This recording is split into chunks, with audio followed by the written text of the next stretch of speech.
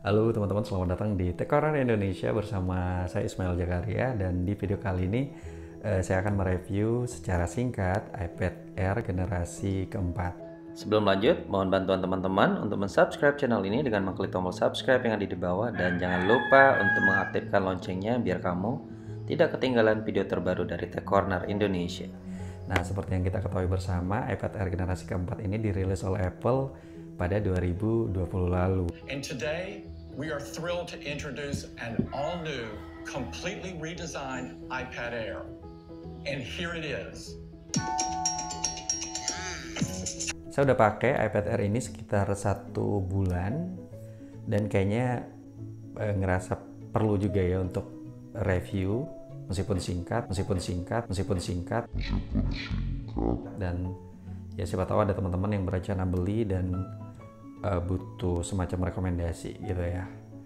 Oke, kalau secara keseluruhan iPad Air generasi keempat ini bagi saya pribadi mengesankan ya, baik itu dari build quality maupun juga dari performa hardware dan juga software ya. Nah, kalau dari build quality ini tuh udah enak banget ya dibawa kayak gini. Kita tahu di belakang ini aluminium ya, lalu di belah depan untuk layarnya ini udah pakai kaca gitu. Jadi ini build quality-nya solid banget, nggak ringkih, nggak aneh, dan ya ini tentu saja mengusung desain iPad atau lini iPad Apple untuk yang sekarang gitu ya. Setelah dulu kita dapat desain yang bezel-less, kemudian yang bezelnya tebal lalu ada fingerprint sensor. Nah, sekarang makin kesini nih Apple udah mulai membawa desain yang seperti ini untuk iPad-nya, mulai dari iPad Pro lalu sekarang iPad Air, dan ya kita berharap berikutnya ada iPad mini juga bakalan kayak gini gitu ya. Mantap Apple kita. Nah, tentu dari software juga dari hardware ya, juga ini bekerja sangat maksimal. Teman-teman bisa ngecek sendiri ya spesifikasinya ya. Tapi kalau masih pengen tahu spesifikasinya apa, bisa lihat di daftar berikut ini.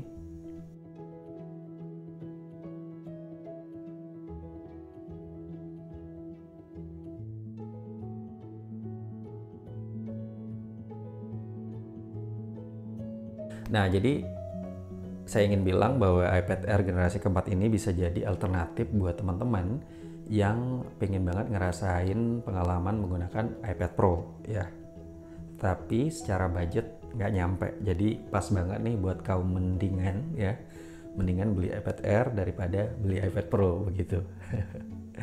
Ya, kalaupun ini jadi alternatif, sebenarnya memang nggak bisa kemudian disamakan ya dengan iPad Pro, mengingat secara spesifikasi iPad Pro ini jauh lebih tinggi ya, mulai dari layar misalnya gitu, kemudian dari kamera, dari CPU, dari GPU, dan juga dari sistem keamanan yakni Face ID.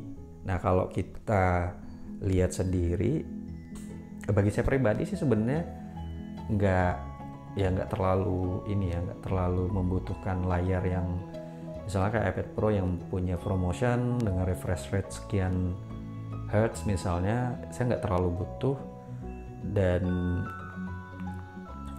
ini udah cukup sebenarnya. Untuk layar iPad Air ini udah cukup banget buat menunjang kebutuhan sehari-hari saya gitu ya. Lalu dari kamera juga misalnya, ya memang kalau di iPad Pro kan dia udah pakai beberapa lensa gitu ya, termasuk ada LiDAR, dan ya kalau saya sih sebenarnya nggak terlalu butuh juga untuk kameranya. Dan selama ini sih pengalaman menggunakan iPad juga kamera itu nggak terlalu berguna, lebih ke sekedar tambahan ya, karena memang bukan bagian penting lah seperti itu menurut saya, kecuali kamera depan, karena ya kita pakai buat kayak Zoom meeting misalnya, atau FaceTime dan lain-lain seperti itu. Terus misalnya dari sistem keamanan, ya ini mungkin sedikit catatan ya, karena kalau saya sih lebih suka Face ID ya, karena lebih simple. Sementara kalau yang di iPad Air ini dia pakai fingerprint di sini gitu ya. Oke. Dan ini memang nggak selalu bisa kebuka kayak gini kalau kita lihat. Jadi memang harus benar-benar posisi penempatan jari itu harus pas kayak gini biar bisa ke lock, ke unlock kayak gitu. Dan ini kadang nggak bisa ya, susah. Jadi harus benar-benar kayak di feeling, pakai feel banget gitu ya baru bisa kebuka, harus pas benar-benar gitu. Ya tapi di dalam dengan berbagai catatan tadi ini sih udah cukup ya kalau bagi saya, mungkin bagi teman-teman enggak.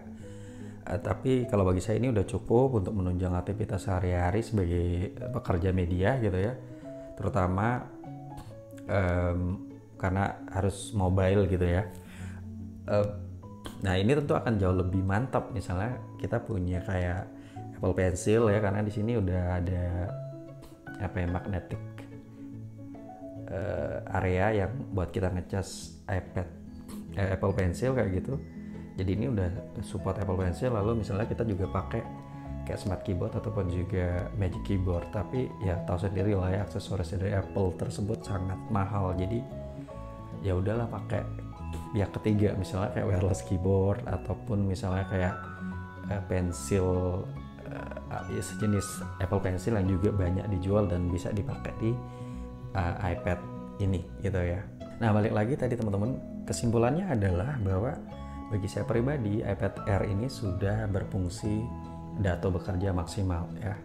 Misalnya nih untuk aplikasi kayak Office atau ya misal kayak Microsoft Word buat ngetik sehari-hari, ini tuh udah cukup ya, meskipun ya dengan tadi pakai Bluetooth keyboard. Lalu misalnya untuk kebutuhan kayak editing video kayak iMovie misalnya atau di LumaFusion, ini tuh juga udah enak banget ya dipakai gitu ya, nggak cepet banget, tapi ya untuk ngerender misalnya itu udah memuaskan gitu ya. Lalu misalnya untuk kebutuhan lain kayak browsing di Safari misalnya, terus baca dokumen, baca file, baca buku misalnya, juga misalnya untuk media sosial, termasuk kebutuhan multimedia nih kayak misalnya nonton di HBO, nonton di Disney Plus misalnya, ini tuh udah enak banget ya. Apalagi memang ada stereo speaker, meskipun memang bukan 4 stereo speaker, ini lubangnya aja yang 4, tapi sebenarnya kalau yang udah dicek ini cuman ada 2 gitu ya. Tapi tetap stereo, meskipun memang tidak akan se-wow iPad Pro begitu. Termasuk juga untuk main game nih. Kalau buat yang main game ini juga enak banget. Ini yang ukuran 11 inch ya, dan ya enak banget untuk main game, untuk ya aktivitas multimedia lah seperti yang saya bilang tadi. Nah tentu perlu juga untuk kasih informasi soal baterai. Nah kita tahu sendiri iPad Air generasi keempat ini dibekalin oleh Apple dengan baterai berkapasitas 7600 mAh. Jadi itu udah gede banget sebenarnya untuk pemakaian yang lama. Kalau pengalaman saya single charge misalnya dicas penuh di pagi hari misalnya, itu sampai sore atau sampai malam masih penuh ya. Misalkan hanya untuk kebutuhan seperti word processing ya, atau kayak ngetik di Word, itu bisa tahan seharian gitu ya. Memang agak lebih cepat habis ketika kita pakai untuk editing video misalnya, untuk yang berat-berat itu memang agak jauh lebih cepat habis, tetapi kan ini udah dilengkapi dengan port Type-C sehingga lebih cepat juga buat ngisinya gitu.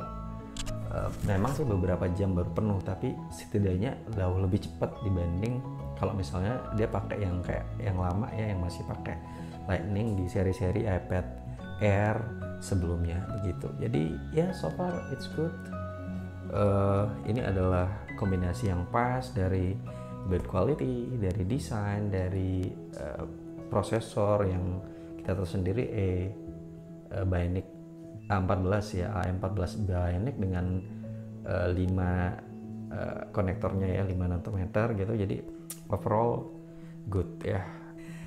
Jadi sekali lagi teman-teman, kalau misalnya kamu memang nggak pro-pro banget dan nggak butuh apa ya, bukan seorang desain grafis misalnya, bukan seorang ilustrator dan sebagainya.